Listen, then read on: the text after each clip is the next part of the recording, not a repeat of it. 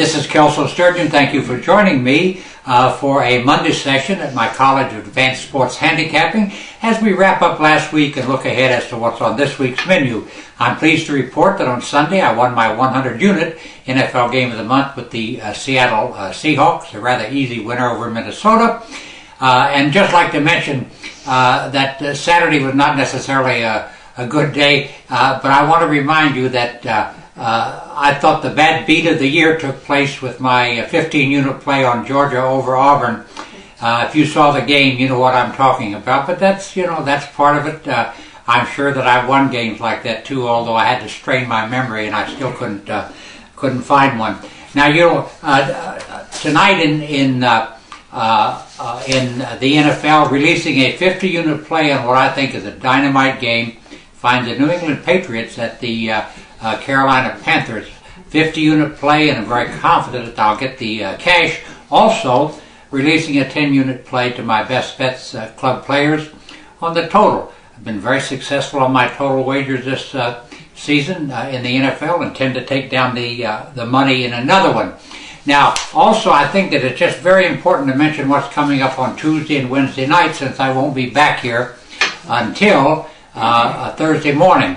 On Tuesday, tomorrow night, releasing my 25-unit NBA Game of the Week. Have had a very, very good season in the NBA, especially with my 25-unit plays, coming right back with another one on Tuesday night. And then also a 50-unit college knockout play. Now, I've released only 8 50-unit plays since the college basketball season began 2 weeks ago. I'm 6-1-1 in those games. The team I'm releasing on Tuesday night has every single thing going for it and should march right to the winner's circle. You don't want to miss this play. Also, intend to cash a 15-unit ticket Tuesday night on one of the MAC games, both of which are on national television. Now on Wednesday, stepping it up a little bit, going for my 50-unit NBA Game of the Month. And there's a full schedule of 13 teams, and one of these teams absolutely is ready to fire its best shot and is in the right spot to get all the money. You do not want to miss the Tuesday night 50-unit NBA Game of the Month. Also, fascinating football game from the MAC on that night. We have Northern Illinois, undefeated and nationally ranked, at Toledo. I think this is going to be one of the best football games of the season. I don't care whether you're considering games in the Southeastern Conference, the Pac-12, the Big 12, the Big 10, or whatever. This is a dynamite game, a 25-unit play, and I have a very, very strong opinion. So once again, 25 units on Wednesday night on the Northern Illinois at Toledo game. Also, we'll have another 15-unit college basketball power play that night. Been very successful. Hope you caught that big single game winner on Sunday as Indiana State beat Notre Dame straight up at Notre Dame. Now I think it's important to take a look at the NFL playoffs right now, and it's kind of crazy what's happening, especially in the American Football Conference. In the AFC, actually there are only 2 teams that do not have a reasonable chance to make the playoffs. That's Jacksonville at 1-9 and Houston at 2-8. But I've got to tell you that neither one of these teams has been mathematically eliminated. The AFC is as weak as I've ever seen it. I think there's only 5 teams in the AFC with winning records. And that means that this battle for the final playoff spot is a wide open affair, and you've got 9 or 10 teams going for it. And, it's one of these things that who knows what will happen. I'd like to point out that if the NFL playoffs started today, in the AFC, Denver would be the number 1 seed. New England would be the number 2 seed. We'll see what happens after they play Carolina tonight. In the NFC, it would be Seattle number 1, New Orleans number 2.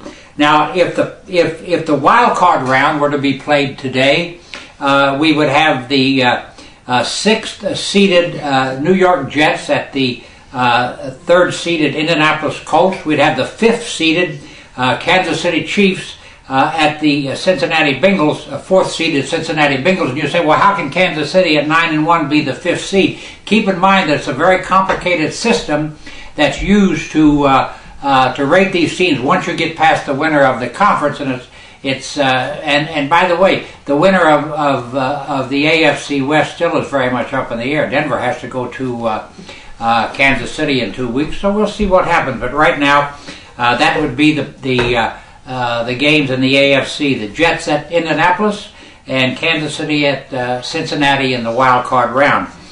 In the NFC, we would have the number 6 seed San Francisco 49ers at the number 3 seed Detroit, the number 5 seeded Carolina Panthers at the number 4 seeded Philadelphia Eagles. Of course, that could all change tonight depending on the outcome of the Patriots Carolina game.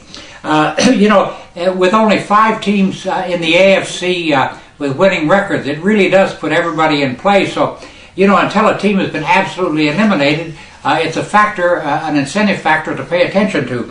In the NFC, we've got 8 teams with winning records. It's by no means cut and dried either, but it's one of these things that it's certainly much clearer than it is in the AFC. Now, on Sunday, the bookmakers made a killing on the Houston-Oakland game, and once again proves that smart money is not always right. So much money showed up for the Houston Texans in this game that the Texans went from a -7 to a -10.5 and a -11, and Oakland won the game 28-23. I think everybody based that play on the fact that Oakland would start an undrafted rookie out of Penn State, and Matt McGloin out of Penn State as his quarterback, and he played very well. Passed for 197 yards and 3 touchdowns and beat the Houston Texans. It's one of these things that once again, all the smart money went on Houston and all the smart money went down the drain. Now, there's 2 or 3 things that I want to point out about the NFL games on Sunday. I think it's obvious that the Kansas City Chiefs cannot play from behind. This is not to say they're not a good team. I thought they did reasonably well at Denver. I don't think they should have won the game. Might have been closer than it was, and unfortunately, I lost a wager on the Chiefs +8. But the one thing about Alex Smith, the Kansas City quarterback, and it reinforces the team's inability to play from behind.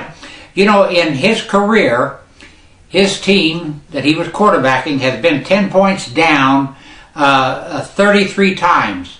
And in those 33 times, only 5 times has his team came back and won. That's not a very good percentage. So a team that can't play from behind, and that's just the way it is. Now, while McGloin had a great day as a rookie quarterback, I think it's safe to say that the New York Jets' Geno Smith did not got absolutely buried by the Buffalo Bills, ended up with a quarterback rating of 10.1, and just in case to put that in perspective, the average quarterback rating in the NFL is 80. I don't know what the deal is with Manuel's up and down performances, but it looks to me like if you intimidate him early, and now that cat's out of the bag, everybody will. He just simply falls apart. I think that as unfortunate as it might be that Gary Kubiak is going to be fired at the end of the season at Houston, just can't put it all together.